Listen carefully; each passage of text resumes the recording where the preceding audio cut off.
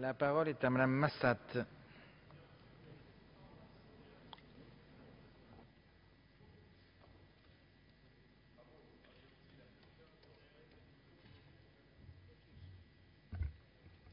Monsieur le Président, Monsieur le Ministre, mes chers collègues, l'enquête publiée la semaine dernière par Capgemini sur l'avenir énergétique et les menaces sur la sécurité d'approvisionnement de notre électricité n'a rien de rassurant. Elle permet de rappeler la forte dépendance énergétique de la France, qui en période de pointe de consommation ne peut faire face seule à la demande et importe de l'électricité de l'Allemagne.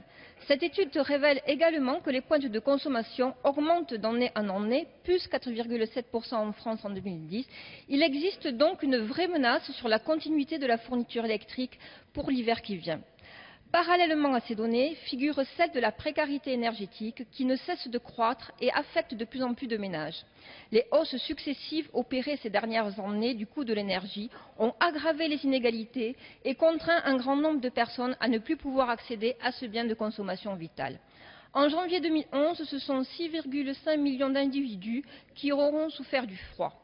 Actuellement en France, 13% des ménages sont en situation de précarité énergétique et la plupart de ces mal chauffés sont plus âgés et habitent des maisons anciennes construites avant 1975 dans des zones rurales. Or, face à l'incapacité de la France à parer au pic de consommation et face à la détresse des personnes en situation de précarité énergétique, les choix politiques de ce gouvernement se sont révélés désastreux, aggravant considérablement leur situation. Le budget qui nous est aujourd'hui donné à examiner s'inscrit malheureusement dans cette veine.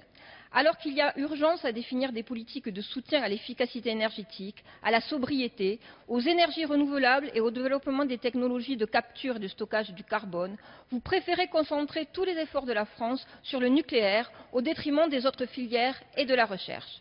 Rappelons que nous investissons que 0,15% par point de PIB dans les énergies propres, soit 9 fois moins que l'Allemagne et 5 fois moins que la Chine. De plus, à l'image de ce qui s'est passé cette année pour le photovoltaïque, l'instabilité réglementaire n'a pas permis le développement d'une filière et a déstructuré tous les éventuels projets de filière française. Il est ainsi inadmissible qu'aucune entreprise française ne figure parmi les 10 premiers producteurs mondiaux d'éoliennes ou de panneaux photovoltaïques. Je ne reviendrai pas ici sur l'épisode du gaz de schiste, à travers lequel nous avons pu constater que vous fixiez vos véritables priorités, c'est-à-dire auprès des grands pétroliers, plutôt que de la protection de l'environnement. Ce budget traduit ainsi les renoncements de votre gouvernement en faveur des filières vertes, avec d'un côté la baisse de 20% des moyens consacrés au changement climatique et de l'autre le désengagement de l'État en faveur des économies d'énergie. Pourtant, il est indispensable de soutenir efficacement la rénovation énergétique des bâtiments afin de réduire nos consommations énergétiques. C'est pourquoi nous ne pouvons cautionner la suppression du crédit d'impôt pour le remplacement des fenêtres et le rabotage du crédit impôt développement durable. En conclusion, et là, effectivement, je souhaitais m'adresser à Madame la ministre de l'Écologie, qui écrivait dans son blog en 2008 « À cette jeunesse qui doute de ses aînés, je veux dire que ce monde en crise est également à l'aube d'un renouveau, que nous sommes à un moment passionnant de l'histoire de l'humanité qui appelle toute notre volonté et créativité pour inventer de nouveaux modèles de croissance, pour transformer en profondeur nos modes de production et de consommation.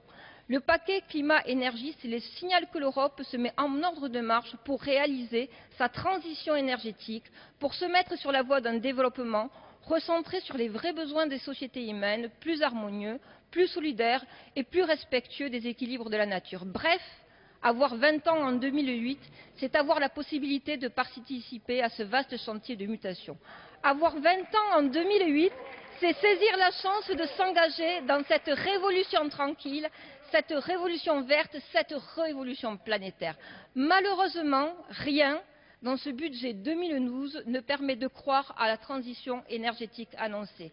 Rien dans ce budget ne préfigure cette révolution tranquille, verte et planétaire annoncée en 2008. Ainsi, les engagements du Grenelle sont loin derrière nous.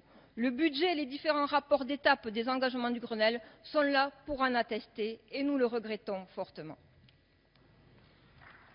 Merci, ma chère